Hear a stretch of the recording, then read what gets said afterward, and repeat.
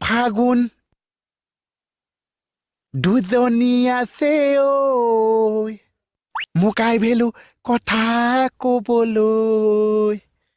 নাচে সময় ফাগুনত প্ৰেম হৈ চল হৈ যায়